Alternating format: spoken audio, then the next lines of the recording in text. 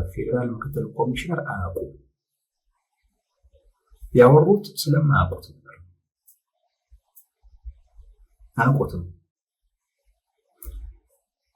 ምን ማለት ይመስላችሁ? መንግስት እንዲያደረገው ሲባል ያንዳንዱ የመንግስት አካል ስለ ጉዳዩ ያውቃል ማለት አይደለም። አሁን ስቱዲዮውን ሄደው ዘረፉ የተባሉ ሰዎች የፌዴራል ፖሊስ ልብስ የለበሱ ናቸው ስለተባለ የፌዴራል ፖሊስን የሚመራው አካል ያውቃል ማለት አይደለም። አንዱ ነገር አያውቅም። ይህን በደንብ እንድትወስዱት ነው የምፈልገው።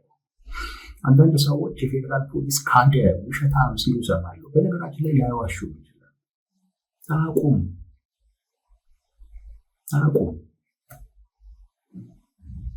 የታሰሩ ሰዎች በተወሰነ ደረጃ ትንሹ ቢሆን መናቃትን አንድ ነገር ይመስላል።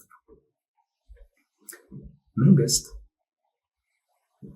ካሉት ህጋዊ የመንግስት መዋቅሮች በትይዩ ለምሳሌ የደህንነት ተቋም እሱ ትይዩ ሌላ አካል አለ። ሻዶ ገቨርንመንት የሚሉት ሌላ አካል አለ። እንዲህ አይነት ነገሮችን የሚፈጽም ማለት ህገ ወጥ የሆኑ ጉዳዮችን የሚፈጽም ሌላ አካል ነው። ይሄ አካል ፍጹም ለጠቅላይ ሚኒስትሩ ታማኝ ነው። ፍጹም። ለዛ ነው እነዚህ ባለስልጣን አያውቁም የምላችሁ። ለዛ አሁን ይሄንን ቃል የሰጡት ምክትል ኮሚሽነሩ አያውቁ ይሆናል። አንድ እንደዛ ልንወስድላቸው ይገባል። እንዲህ አይነት እንቅስቃሴዎችን የሚያደርግ ማፈን፣ መግደል፣ መዝረፍ፣ ባለፈው ያልኳቸው አይነት የውንብድና ተግባሮች የሚያደርገው አካል ሌላ ትይዩ አካል ነው እንጂ ይሄ ፊት ለፊት የምታዩት የመንግስት መዋቅር አይደለም።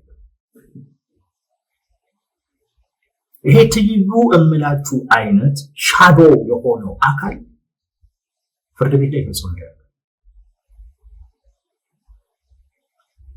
አንዳንድ ባለስልጣናት ያውቃሉ። በነገራችን ላይ ጠቅላይ ሚኒስቴሩ በጣም የሚፈሯቸው ሚኒስቴሮቻቸው ራሱ በዚህ ምክንያት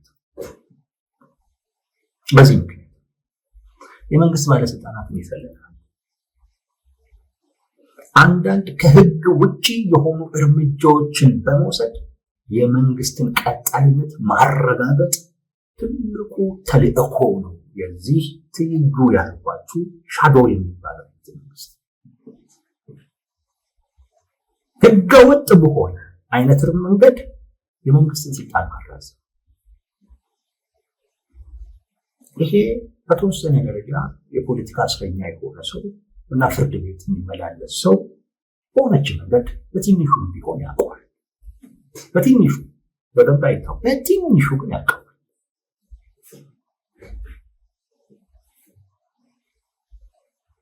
ይህን መረዳት ያስፈልጋል። ስቱዲዮ የዘረፈው የምታውቁት የፌዴራል ፖሊስ አይደለም፣ ግን ከዛ በላይ ተደማጭነት ያለው ከዛ በላይ አቅም ያለው አካል የማንንም ልብስ ለብሶ ያደርጋል። እንደዚህ አይነት የውንብድና ስራ የሚሰራ ራሱን የቻለ አካል አለ። ይሄ አካል በጽሁፍ አይታዘዝም፣ በፍጹም በጽሁፍ አይታዘዝም። በቃ ኢቭን ፐርሰናሊ ግንኙነት ተደርጎ ነው የሚነገረው። በስልክም በምንም አይደለም። በአካል ነው ትዕዛዝ የሚሰጠው፣ በቃል ነው ትዕዛዝ የሚሰጠው።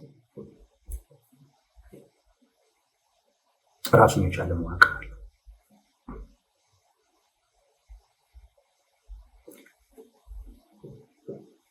ስለዚህ እኚህ ህጋዊ መዋቅር ውስጥ ያሉ የመንግስት ባለስልጣናት አያውቁ ይሆናል። አንድ እሱን ማሰብ ያስፈልጋል። በዛም መረዳት ተገቢ ነው። ያደረገው መንግስት ነው። ነገር ግን ይሄ የፌዴራል ተቋም ልዘዘው ብትል በጽሁፍ ነው የምታዘው። ራሱ የሆነ ቢሮክራሲ አለው እና እዛ ሄደ ብትጠይቅ ምንም አይነት ነገር ላታገኝ ትችላለህ። እንደዚህ አይነት የውንብድና አፈና፣ ዝርፊያ፣ ግድያ፣ ንጥቂያ የሚያደርግ ራሱን የቻለ የማይታወቅ አካል አለ። እንደዛው ሰሩት። በቴዲ አፍሮ ክልከላው፣ ስቱዲዮ ዘረፋው፣ ምኑ እንደገና እነዛ አብረውት የነበሩ ጥቂት ሰዎች መታፈን በዛ አካል የተደረገ ስለሆነ አሁን ቃለ መጠይቅ የሰጡት ምክትል ኮሚሽነር አያውቁትም። አንድ በዛ መረዳት ተገቢ ነው እንደሆነ ንግግራቸው ከልብ ወስደንላቸው ማለት ነው። ራሱ ችግሮች ቢኖሩት ሁለተኛ ቢያውቁስ ይነግሩናል። አዎ ከለከልም ይላሉ። ለምን ቢባሉ ምን ሊሉ? ጋዜጣዊ መግለጫ ከለከል ለምን ምን ሊሉ ነው? ቢያውቁም አዎ ከለክለናል ሊሉ አይችሉም። ቢያውቁም አዎ ጥበቃውን ደብድበን ስቱዲዮውን ሰብረን እዛ የነበረውን ንብረቱን ዘርፈን ይዘን ሄደናል። እንዴት ነው የምንጠብቀው? ይሄ ነው መንግስት ይሄን እኮ አለ። እውነታው ተገለጠ ለሚሉ ሰዎች እኔ አይቻለሁ። እንዴት ነው መንግስት በዚህ ረገድ እውነቱን ሊነግርህ የሚችለው? እውነቱን እንዴት ሊነግርህ ይችላል? እንዴት ይጠበቃል እውነቱን መናገር? በፍጹም ልጠበቅ አልችልም። ምክንያቱም ወንጀል ነው። አዎ ወንጀል ፈጽሜያለሁ ይበል እንዴ? አዎ ውንብድና ፈጽሜያለሁ ይበል እንዴ? እንዴት ነው ይሄንን እንዲል የሚጠበቀው? በዚህ ጉዳይ ላይ ማንንም አካል ብትጠይቁ አዎ አድርገናል ምክንያቱም ይሄ ስለሆነ ብሎ ያቀርብ የሚችል ምንም አይነት ምክንያት የለም። እንዴት ሰው ራሱን ይወነጀላል? እንዴት ራሱን ይወነጀላል? አሁን የፌደራል ፖሊስ ምክትል ኮሚሽነር አዎ አድርገናል ብለው ከዛስ በኋላ ምንድነው የሚሆኑት? እዛ ቦታ ላይ ሊቀመጡ ነው? መንግስትን እንደዚህ ያጋልጠው? ስለዚህ መንግስት እኮ ይሄን እንዲያምን አይጠበቅም።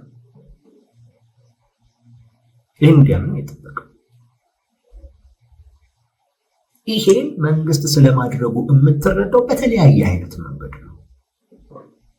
አንደኛ በወቅቱ ለምን ዝም አለ? አሁን በዚህ ሰዓት ላይ መስጠት ለምን አስፈለገ? በወቅቱ ተከለከለ ሲባል ምን ሲባል ምን ሊስ ነገርኳችሁ። ከሳምንት በላይ መነጋገሪያ ነው። ይሄ አሉባልታ ነው፣ ውሸት ነው። መንግስት እንዲህ አያደርግም ለምን አልተባለም በወቅቱ?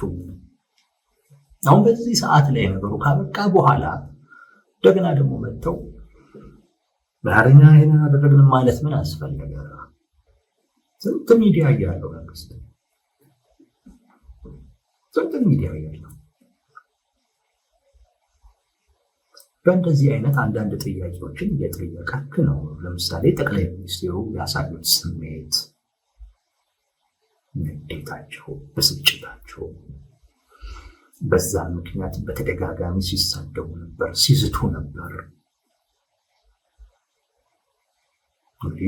የካድሬን ባህሪ የሚያውቅ ኢትዮጵያ ውስጥ ያለውን የመንግስት አሰራር የሚያውቅ አካል መሪው ዋነኛው የሚባል አካል እኮ ሲቆጣ በታች ያለው ካድሬ እርምጃ ወሰድ የተባለ ያህል አቅጣጫ እንደተሰጠው ይቆጥሩ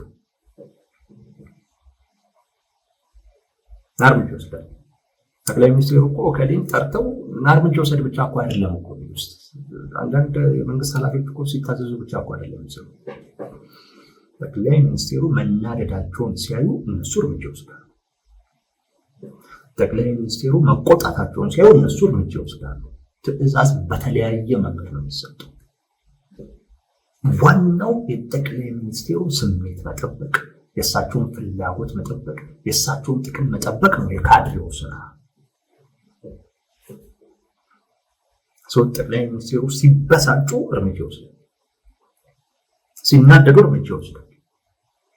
እሳቸው ደስ ሲላቸው ደስ ያሰኛቸውን አካል ወይ ሊሸልም ይችላል ወይ ቤት ሊሰጥ ይችላል። በዛ እኮ ነው በጠቅላይ ሚኒስትሩ ዘንድ ሞገስ ልታገኝ የምትችለው። ይህም በማድረግ እኮ ነው አንብባቸው የእሳቸውን ፍላጎት በመፈጸም እንጂ ማድረግ ያልሆነ እያደረግህ ከሆነና ምን አገዝካቸው? ምንም እያገዝካቸው አይደለም። እንደዛ ነው የሚሰራው። መንግስት ቤት የግድ ደብዳቤ ተጽፎ ትዕዛዝ እስኪሰጥ ይጠበቃል። ሰው እንዲህ ያደርጉና ከዛ በኋላ ግን አድርገናል ሊባቸው አይጠበቅም ነው የምላችሁ። ስለዚህ አድርገውትም ግን አድርገናል አይሆን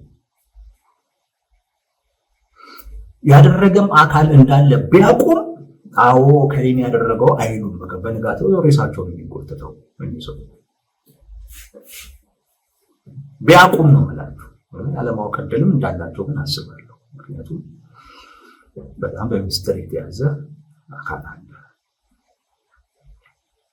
ስውር የሆነ አካል አለ። እንደዚህ አይነት ተግባራትን የሚፈጽምበት ነገራችን አሁን ብቻ አይደለም፣ ድሮም በአብዛኛው ባገነን መንግስታቶች እንዲህ አይነት ሻዶው የሆነ በህገ ወጥ አይነት መንገድ የጠቅላይ ሚኒስትሩን ፍላጎት ወይም የመሪውን ፍላጎት ወይንም የዛን ስርዓት ህገ ወጥ የሆኑ ተግባራቶችን በመፈጸም በነገራችን ላይ ፖለቲካ ብቻ አይደለም፣ ኢኮኖሚያዊ ጉዳዮችም ሊሆኑ ይችላል።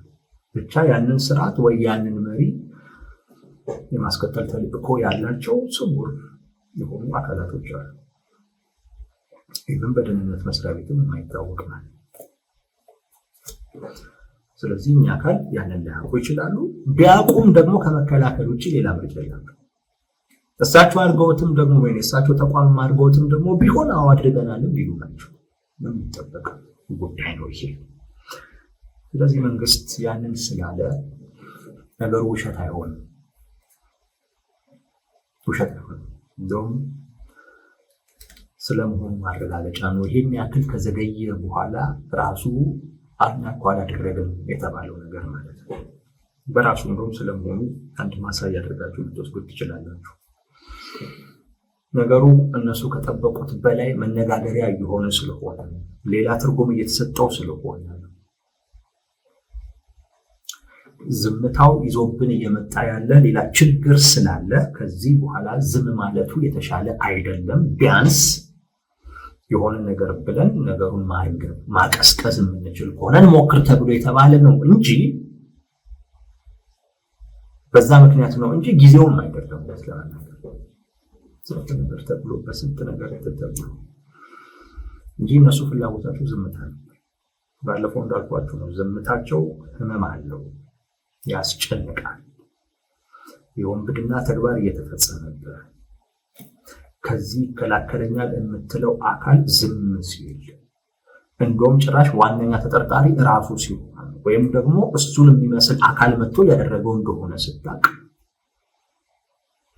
በሚጀምር እና ዝምታቸው ነበር አንድ ማስጨነቅ። እንደገና ደግሞ ጊዜው የኛ ነው የፈለግነውን እናደርጋለን የሚል ለሌላው ማህበረሰብ ያላቸውን ንቃትም ጭምር የሚገልጹበት መንገድ ነበር። አሁን ግን ያ ዝምታ ውሎ አድሮ ሌላ ችግር ይዞ ስለሚመጣ በተወሰነ ደረጃ እናቀዝቅዘው ነው እየተባለ ያለው። አላቀዘቀዙት እያደረጉት ያለ ጉዳይ ነው። ግን እንደው ግራ መንገዳችንን መንግስት በእያንዳንዱ ጉዳይ ለህዝብ ግልጽ መሆን፣ ለህዝብ መረጃ የመስጠት ግዴታ አለበት። እውነቴን ነው የምላችሁ። 8 ዓመቱ ነው ብልጽግና። ይሄው ሚዲያ ላይ መተን እኔ ብቻ አይደለሁም አብዛኛው ሰው ለብልጽግና የሚነግረው ነገር ቢኖር ምን እንደሆነ ታውቃላችሁ? መንግስታዊ ግዴታው ነው።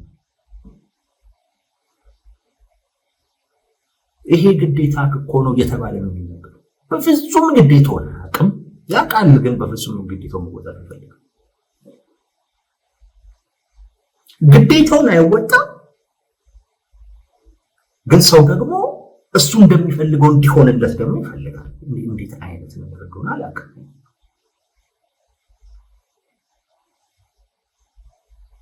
አሁን ምንድነው የሚፈልገው ብልጽግና? ብልጽግና እንዲያደረገ ስቱዲዮ ሰበረ ሲባል አይ በፍጹም አይሰበርም ብሎ ሰው እንዲረዳለት ነው። ለምን እንዲህ ብልጽግና ከዚህም በይበልጥ ነገር ከዳለ በዛ ደረጃ እኮ ነው የሚታወቀው። አንዳንድ ጊዜ ህዝቡንም ተረዱት፣ ስለእናንተ የሚያስበውን ነገር ወቁት።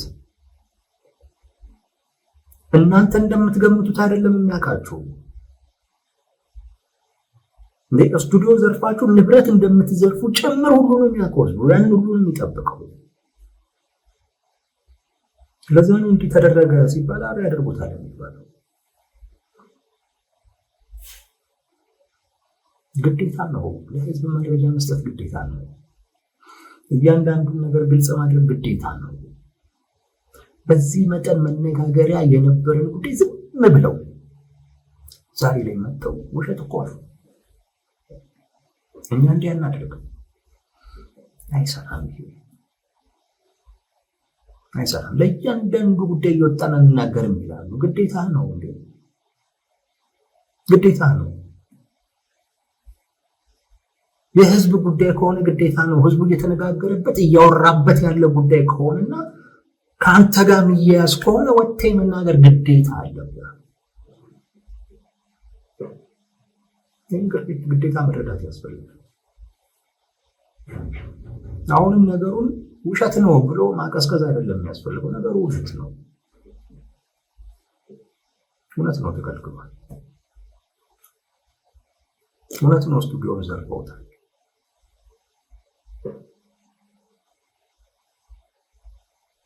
አሁን ግን ዝም ብሎ መጥቶ ጉዳዩን ለማቀዝቀዝ ነው የሚሞከረው። ውሸት ነው ግን ማለት ነው። በዚህ ጉዳይ ላይ መጠየቅ ያለበትን አካል መጠየቅ ነው። ካልሆነም ደግሞ ተገቢ የሆነ ጥበቃ ማድረግ ነው። ተገቢ የሆነ ጥበቃ፣ የደህንነት ዋስትና መስጠት ግዴታ ነው እንጂ ነገሩን ማጣጣል ምናምን ብሎ ከሰው ትኩረት እንዲወጣ ማድረግ፣ ይሄ ምናልባት ሌላም ነገር ለመፈጸም ሊሆን ይችላል። ብዙዎች ያያቸዋለሁ። ብዙዎቹ ውጭም ሆነው ሀገር ውስጥም ሆነው ቴዲ አፍሮን እየጠበቁት እንደሆነ የሚያስቡ ሰዎች አሉ።